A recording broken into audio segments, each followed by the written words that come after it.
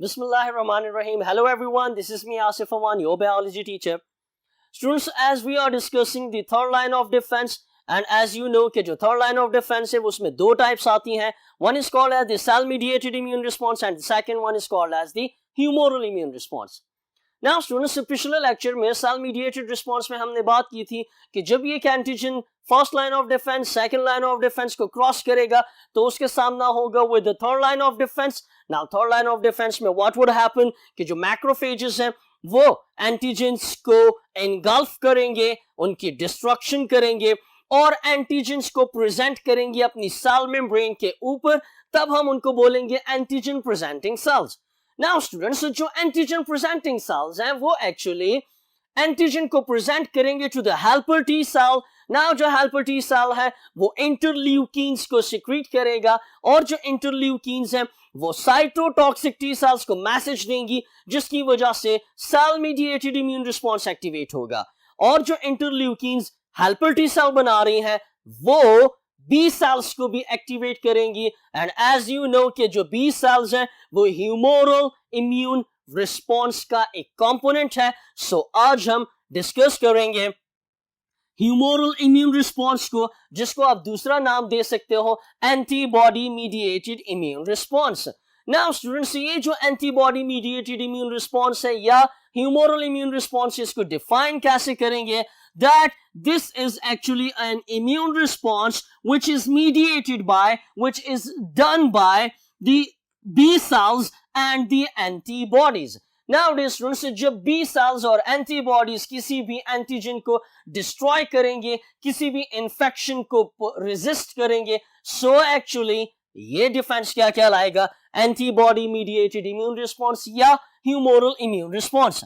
Now students, ये जो humoral immune response है इसमें actually B cells involve है, antibodies involve है और साथ में different types of proteins भी involve है. और ये तमाम की तमाम B cells ये substances like antibodies और उसके साथ साथ different types of जो proteins हैं ये actually found कहाँ पे होती है, मौजूद कहाँ पे होती हैं? They can be found where? They can be found in the body fluids. Now जो body fluids हैं उनको ह्यूमोरल भी कहा जाता है, तो इस वजह से इस इम्यून रिस्पॉन्स का नाम है humoral immune response. Now students, यहाँ पे चूंकि आपके पास बी सेल्स इन्वॉल्व हैं और एंटीबॉडीज इन्वॉल्व हैं, so what are B cells? B cells actually lymphocytes कहलाती हैं.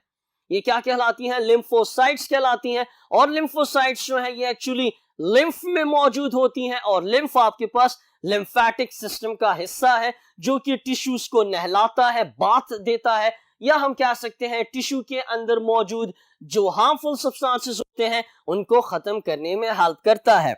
सो स्टूडेंट्स, जो बी सेल्स हैं इनकी डेवलपमेंट एक्चुअली कहाँ पे होती है? ये डिफरेंशिएट होते हैं, डेवलप होते हैं in the bone marrow. And now you are well aware from the bone marrow that what is bone marrow? Bone marrow is actually a spongy substance found inside the bone. Bone के अंदर जो spongy liquid, जो spongy substance होता है वो actually bone marrow कहलाता है, जिसकी डिटेल हम पिछले लेक्चर में पढ़ चुके हैं.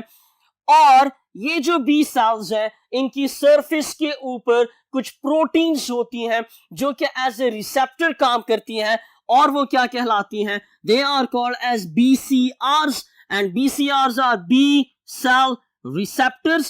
Nowadays students, ये जो B cell receptors हैं ये एक्चुअली काम करती हैं किस चीज के तौर पे? They work as ID tags. They work as what? As ID tags.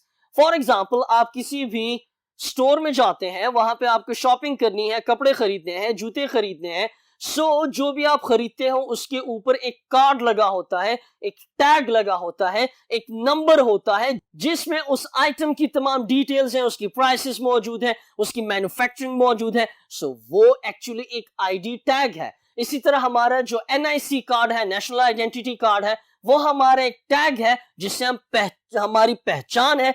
इसी तरह जो बी सेल्स हैं उनके ऊपर जो ये रिसेप्टर्स हैं ये actually as a ID tag काम करती हैं ताकि एंटीजेंस को पहचाने. नाउ डियर स्टूडेंट्स, ये जो बी सेल्स हैं ये बहुत लार्ज नंबर में प्रोड्यूस होती हैं और याद ये रखना है कि जो बी सेल्स हैं उनके ऊपर जो रिसेप्टर्स हैं वो स्पेसिफिक होते हैं स्पेसिफिक एंटीजेंस के लिए। मतलब ये हुआ कि अगर हमारे पास 100 डिफरेंट टाइप्स ऑफ एंटीजेंस हैं सो उसके लिए 100 different types of B cells होंगे, और वो बी सेल्स एक दूसरे से डिफर क्यों करेंगे? On the basis of the BCRs which are B cells receptors, और ये एज अ आईडी टैग काम करते हैं। नाउ डियर स्टूडेंट्स, ये जो बी सेल है ये कैसे हमें इम्यूनिटी प्रोवाइड करता है? सो स्टेप बाय स्टेप इसको देखने के लिए जाते हैं to the second part of the board. Now dear students, what is the mechanism of action of the B cells? जो ह्यूमोरल इम्यून रिस्पॉन्स है इसका स्टेप बाय स्टेप मैकेनिज्म कैसा है? सो याद ये रखना है कि सबसे पहले क्या होगा? सबसे पहले एंटीजन प्रेजेंटिंग सेल्स जो है वो एंटीजन को प्रेजेंट करेंगे किसको? To the helper T cell. Now यहां पे सवाल ये आता है कि एंटीजन प्रेजेंटिंग सेल्स कौन है? सो एंटीजन प्रेजेंटिंग सेल्स में आपको याद रखना है कि मैक्रोफेजेस और साथ में डेंड्राइटिक सेल्स जो हैं ये एक्चुअली एंटीजन प्रेजेंटिंग सेल्स होती हैं। सो ये सेल्स एंटीजन को प्रेजेंट करेंगी, पेश करेंगी किसके लिए? To the helper T cell. जैसे कि हमारे पास जब चोर पकड़े जाते हैं या जराइम पेशा अफराद पकड़े जाते हैं तो उनको जज के सामने पेश किया जाता है, और पेश कौन करता है? पुलिस करती है। सो हम ये कह सकते हैं कि जो डेंड्राइटिक सेल्स हैं और मैक्रोफेजेस हैं ये हमारी बॉडी की पुलिस है जो कि एंटीजन को प्रेजेंट करेगी to the helper T cell.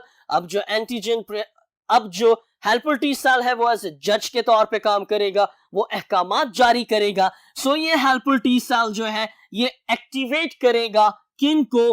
B sales को। कैसे? Through interleukin 2। Through what? Through interleukin 2। जो इंटरल्यूकिन 1 है वो साइटोटॉक्सिक टी सेल को एक्टिवेट करेगा, जबकि इंटरल्यूकिन 2 जो है वो एक्चुअली एक्टिवेट करेगा किसको? बी सेल्स को। सो व्हाट वुड हैपन कि जैसे ही एंटीजन बी सेल को प्रेजेंट होगा सो ये बी सेल डिफरेंशिएट होगा, डेवलप होगा दो टाइप ऑफ सेल में, जिसमें एक टाइप ऑफ सेल को हम बोलते हैं प्लाज्मा क्लोन सेल्स और दूसरे टाइप ऑफ सेल को बोलते हैं मेमोरी बी सेल्स। नाउ जो ये प्लाज्मा क्लोन सेल्स है जब इनको एंटीजन प्रेजेंट किया जाता है और ये एक्टिवेट हो जाते हैं, सो ये प्लाज्मा क्लोन सेल्स क्या करते हैं? They secrete a bulk of antibodies. Antibodies का एक बहुत बड़ा मजमुआ, एक बहुत बड़ा जमघट्टा जो है ये बनाते हैं और ब्लड में भेजते जाते हैं, और हम कह सकते हैं कि इनकी तादाद कितने में होती है? It is what? In millions. लाखों की, करोड़ों की तादाद में आपके पास ये एंटीबॉडीज प्रोड्यूस होते हैं और ये ब्लड में जाते हैं, ब्लड से लिम्फ में जाते हैं, और जहां जहां भी इनको अपना टारगेट मिलेगा वहां पे ये हिट करेंगी, उस एंटीजन को डिस्ट्रॉय करेंगी। वजह क्यों है? क्योंकि जो एंटीजन बी सेल को मिलेगा, बी सेल उसी एंटीजन के मुताबिक एंटीबॉडी बनाएगा। So antibody now are specific to the antigens, so they will start the destruction of the antigen। अब ये डिस्ट्रक्शन कैसे होगी उसके लिए हम एंटीबॉडीज की डिटेल में जाएंगे जो कि इसी लेक्चर के थर्ड बोर्ड में एक्सप्लेन हो रहा है। सो डियर स्टूडेंट्स, जो बी सेल्स हैं जब वो प्लाज्मा क्लोन सेल्स में डेवलप होंगे जो कि मिलियंस ऑफ एंटीबॉडीज बनाएंगे, साथ में कुछ जो बी सेल्स हैं वो डेवलप होंगे into the memory B cell. Now students, what is memory? memory का मतलब है याददाश्त। सो ये एक्चुअली वो बी सेल्स होंगे जो कि उस एंटीजन को याद रखेंगे कि अगर वो एंटीजन हफ्ते बाद, दिन बाद, साल बाद, महीने बाद, हर एक एंटीजन के लिए टाइम ड्यूरेशन डिफरेंट होता है, सो जब वो एंटीजन दोबारा अटैक करेगा हमारी बॉडी पे तो क्या होगा? सो एंटीजन जब दोबारा आएगा तो ह्यूमोरल इम्यून रिस्पॉन्स इस स्टेप से स्टार्ट नहीं होगा। ह्यूमोरल इम्यून रिस्पॉन्स बिल्कुल यहां से स्टार्ट नहीं होगा। क्यों? ऑलरेडी मेमोरी बी सेल्स मौजूद हैं, वो एंटीजन्स को पहचान जाएंगी और ये मेमोरी बी सेल्स जो है ये डेवलप होंगी दोबारा से प्लाज्मा क्लोन सेल में। सो मेमोरी बी सेल दोबारा से डेवलप होगा प्लाज्मा क्लोन सेल में, वो एंटीबॉडीज बनाएगा, एंटीजन डिस्ट्रॉय होगा और कुछ मेमोरी बी सेल्स रह जाएंगे जो कि दोबारा से तीसरी बार अगर एंटीजन आता है तो यही प्रोसेस जो है वो कंटिन्यू होगा। सो डियर्स, ये आपके पास मैकेनिज्म है मरहलावार step by step of the humoral immune response, जिसमें first of all the antigen presenting cells will present the antigen to the helper T cells, and the helper T cells will activate the B cells through interleukin 2. Now, because of the interleukin 2, the B cells will activate and it will develop into the plasma clone cells and the memory B cells. The plasma clone cells will produce a bulk, millions of antibodies, and the memory B cell will remember the antigen, and if the antigens again hits the body, अगर antigen दोबारा आता है सो memory B sales के पास तमाम की तमाम information मौजूद होगी और वो दोबारा से प्लाज्मा क्लोन सेल में डेवलप होगा जो कि एंटीबॉडीज बनाएगा और एंटीजन को तीसरी बार अटैक होने के लिए भी उसको याद रखेगा। सो स्टूडेंट्स, दुश्मन को कभी भूलना नहीं चाहिए। सो हमारी बॉडी के जो मेमोरी बी सेल्स है और टी मेमोरी सेल्स जो है वो भी अपने दुश्मन को एंटीजन को हमेशा याद रखते हैं। So dear students, now question आता है that what are antibodies? So antibodies की details पे जाते हैं। So let's move on to the third part of the board. So dear students, what are antibodies? Antibodies हमारे पास actually वो proteins हैं जो कि किसी एक specific, एक खास एंटीजन के खिलाफ बनती हैं और इनको बनाता कौन है? प्लाज्मा क्लोन सेल्स जो कि बी सेल्स हैं। So dear students, what are antibodies? Antibodies are actually the immune system related proteins हैं। ये वो proteins हैं जो कि immune system में आती हैं और एंटीजन को destroy करती हैं, and they can also be called as what? They can also be called as immunoglobulins। इनको हम दूसरा क्या नाम दे सकते हैं? immunoglobulins। और जो immunoglobulin है इसको आप symbolize करते हो, abbreviate करते हो with what? With capital I and small g. So dear students, immunology में आपको कहीं पे भी capital I और small g मिलेगा तो इससे मुराद immunoglobulins है और immunoglobulins actually क्या है? They are the antibodies. Now dear students, जो antibodies हैं इनकी shape कैसे है? That is the Y shape. That is what? Y shape, जैसे कि आपको यहाँ पे figure में Y shape नजर आ रही है। Now dear students, जो antibodies हैं जब ये proteins हैं और आप लोगों को पता है कि प्रोटीन्स बनी होती हैं फ्रॉम एमाइनो एसिड्स और एमाइनो एसिड्स आपस में अटैच होते हैं थ्रू द पेप्टाइड बॉन्ड्स, जिसके नतीजे में एक पॉलीपेप्टाइड चेन बनती है। नाउ जो एंटीबॉडीज हैं उनमें 4 पॉलीपेप्टाइड चेन्स होती हैं। So they are actually consist of what? Of 4 polypeptide chains. So students, ये जो वाई शेप डायग्राम आपको नजर आ रही है इसमें हम कह सकते हैं ये जो पट्टी है this is first polypeptide chain, ये जो है this is a second polypeptide chain, ये red दोबारा से तीसरा जो है third polypeptide chain, and this is what? The fourth polypeptide chain. Now dear students, ये जो 4 की 4 polypeptide chains हैं ये actually 2 types की होती हैं। एक को हम बोलते हैं heavy chains और दूसरे को हम बोलते हैं light chains। तो इसका मतलब कि हैवी चेन्स कितनी है? ये भी 2 है और लाइट चेन्स कितनी है? ये भी 2 है, जिसमें आपके पास लेट्स सपोज ये जो सारे का सारा एरिया है that is what? That is the heavy chain.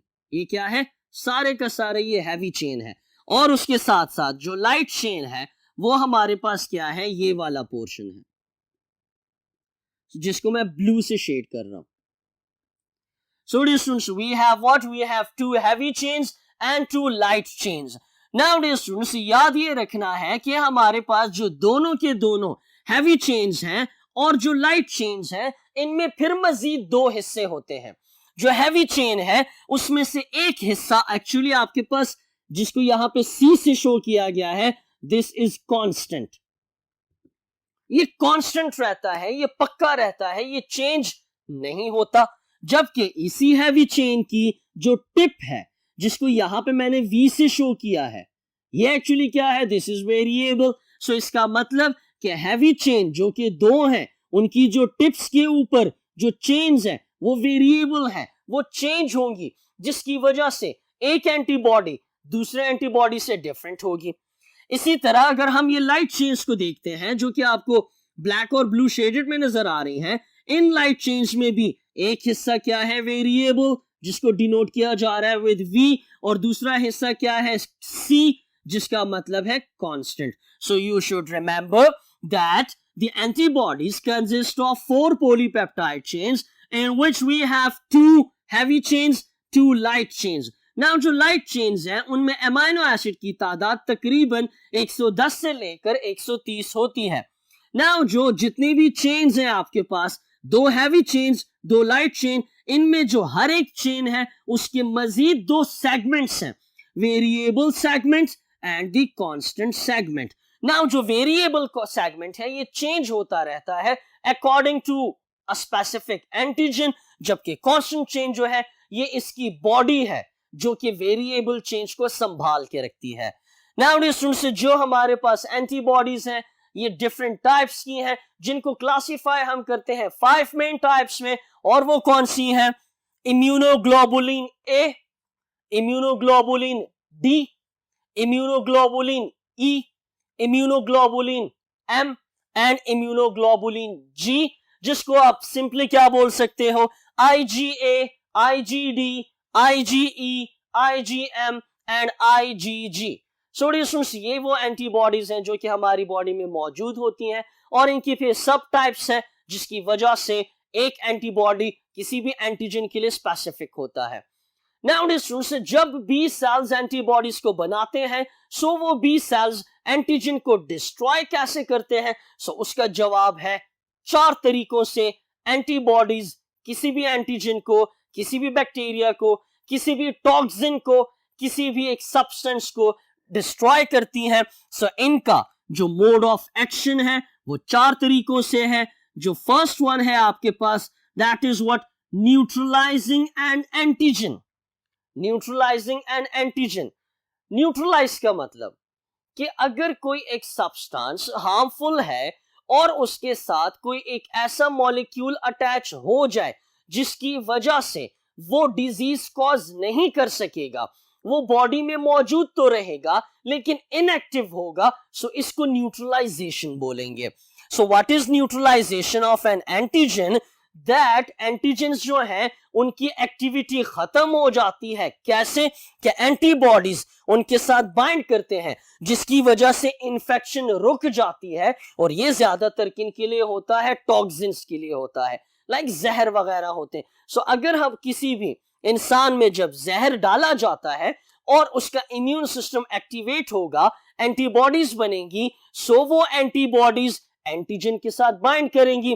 जब एंटीजन के साथ बाइंड करेंगी तो एंटीजन जो है वो किसी भी सेल के ऊपर मौजूद जो रिसेप्टर्स हैं उनके साथ बाइंड नहीं कर सकेगा, जिसकी वजह से एंटीजन बॉडी में मौजूद तो रहेगा लेकिन वो डिजीज कॉज नहीं कर सकेगा। सो इसी बात से आपको कॉम्पिटिटिव इनहिबिटर्स याद आ जाने चाहिए कि कॉम्पिटिटिव इनहिबिटर्स क्या करते हैं कि वो एक्चुअली वो इनहिबिटर्स हैं जो कि एंजाइम के साथ बाइंड करते हैं, जिसकी वजह से एंजाइम की एक्टिव साइट बंद हो जाती है और रिएक्शन स्टॉप हो जाता है। सो एंजाइम मौजूद है लेकिन रिएक्शन नहीं होता, सो उसको न्यूट्रलाइजेशन ऑफ एंजाइम बोलेंगे। इसी तरह जो एंटीजन्स हैं, जो एंटीबॉडीज हैं, वो भी एंटीजन के साथ बाइंड करती हैं, उनको न्यूट्रलाइज कर सकती हैं। दूसरे किस तरीके से एंटीबॉडीज किसी भी एंटीजन की डिसइंफेक्शन करती हैं, उसको डिस्ट्रॉय करती हैं? Activating complement system. जो एंटीबॉडीज हैं वो कॉम्प्लीमेंट सिस्टम को एक्टिवेट करती हैं, और कॉम्प्लीमेंट सिस्टम के टॉपिक को अगर आप डिटेल से पढ़ेंगे तो उसमें भी मैंने कहा था कि एक्चुअली जो एंटीबॉडीज हैं ये किसी एक सेल पे बाइंड करती हैं, उन एंटीबॉडीज के साथ एक स्पेसिफिक प्रोटीन बाइंड करती है जिसको फर्स्ट प्रोटीन बोलते हैं, उस फर्स्ट प्रोटीन के साथ second protein bind, then third, then fourth, then fifth, then sixth, और जब यही प्रोटीन्स आपस में मिलती हैं सो वो किसी बैक्टीरिया के ऊपर एक सर्कल की फॉर्म में आती हैं, उसमें सुराख कर देती हैं, जिसकी वजह से बैक्टीरिया डिस्ट्रॉय हो जाता है। So antibodies can activate the complement system, जिसके नतीजे में सेल लाइसिस होती है, सेल बर्स्टिंग होती है, कीमोटैक्सिस होती है कि जो न्यूट्रोफिल्स हैं वो अट्रैक्ट होते हैं, different types of immune cells infection वाली जगह पे अट्रैक्ट होते हैं, और इन्फ्लेमेशन जो एंटीबॉडीज हैं ये इन्फ्लेमेशन भी कॉज करती हैं। कैसे? थ्रू द कॉम्प्लीमेंट सिस्टम, क्योंकि कॉम्प्लीमेंट सिस्टम के अंदर जो मैक्रोफेजेस हैं वो कुछ ऐसी प्रोटीन्स बनाती हैं जिसकी वजह से दर्द होती है, जलन होती है, सूजन होती है, बुखार होता है। सो हमें पता चल जाता है कि फला जगह पे प्रॉब्लम मौजूद है, उसको हम ट्रीट करते हैं, मेडिसिन लेते हैं, डॉक्टर के पास जाते हैं। साथ में डियर जो एंटीबॉडीज है वो एक तीसरे तरीके से भी एंटीजन को डिस्ट्रॉय करती है, that is what precipitating the antigens. कैसे? कि जब एक एंटीजन आता है जो एंटीबॉडीज है वो उस एंटीजन को घेर लेती हैं, उसको सराउंड कर लेती हैं, उसको क्रॉस लिंक कर लेती हैं, जिसकी वजह से जो मैक्रोफेजेस हैं उनको आसानी मिल हो जाती है और वो मैक्रोफेजेस क्या करते हैं, उनको एंटीजन को एंगल्फ करता है और उसको डिस्ट्रॉय करता है। इसकी मिसाल ऐसे ही है कि जब आप नवाला लेते हैं, रोटी लेते हैं और रोटी में आपने सालन को क्या कर दिया, कैद कर दिया है, और फिर उसको आप, तो इसका मतलब कि जो सालन है उसको आपने रोटी में कवर करके अपनी बॉडी में ले गए हैं ताकि डाइजेशन कुछ अच्छी तरीके से हो सके। बाकी उसको आप एज सच ले भी सकते हो, बट सिर्फ आपको समझाने के लिए एग्जांपल दी। तो इस तरीके से एंटीजन्स क्या करते हैं, वो क्रॉस लिंक्ड हो जाते हैं बाय द एंटीबॉडीज, जिसके नतीजे में फैगोसाइटोसिस फैसिलिटेट होती है और एग्लूटिनेशन होती है। एग्लूटिनेशन का मतलब कि जो ये एंटीबॉडीज है उसको सराउंड कर लेती हैं, जिसकी वजह से बॉडी फ्लूइड्स के जरिए वो एंटीजन बाहर निकल जाता है। साथ में डियर स्टूडेंट्स जो एंटीबॉडीज हैं they also facilitate the phagocytosis, मतलब ये मैक्रोफेजेस की हेल्प करती हैं कि जब एंटीजन के साथ एंटीबॉडीज बाइंड करती हैं सो उन एंटीबॉडीज को मैक्रोफेजेस पहचानते हैं। जैसे मैक्रोफेजेस के साथ एंटीबॉडीज बाइंड करेंगी तो मैक्रोफेजेस के अंदर सेल सिग्नलिंग स्टार्ट होगी, सिग्नल ट्रांसडक्शन स्टार्ट होगी। मैक्रोफेज समझ जाएगा कि एंटीबॉडी इस एंटीजन के साथ बिला वजह अटैच नहीं हुआ है, ये एक्चुअली हार्मफुल है, सो उसको पकड़ के एनगल्फ करके डिस्ट्रॉय करेगा। सो ये था हमारे पास थर्ड लाइन ऑफ डिफेंस का सेकंड लेक्चर, जिसमें हमने ह्यूमरल इम्यून सिस्टम के बारे में बात की और एंटीबॉडीज के बारे में बात की। सो आई होप कि जो आज के टॉपिक है और जो इम्यूनिटी के first line of defence, second line of defence और थर्ड लाइन ऑफ डिफेंस है वो आपको क्लियर हो चुके होंगे। सो इसी दुआ और उम्मीद के साथ कि ये टॉपिक आप लोग अच्छे तरीके से देखेंगे, बिकॉज इम्यूनिटी चैप्टर आपके एग्जाम पॉइंट ऑफ व्यू से बहुत ही इंपॉर्टेंट है। सो नेक्स्ट लेक्चर में आपसे दोबारा मुलाकात होगी, तब तक अपना बहुत ज्यादा ख्याल रखिएगा। अल्लाह हाफिज।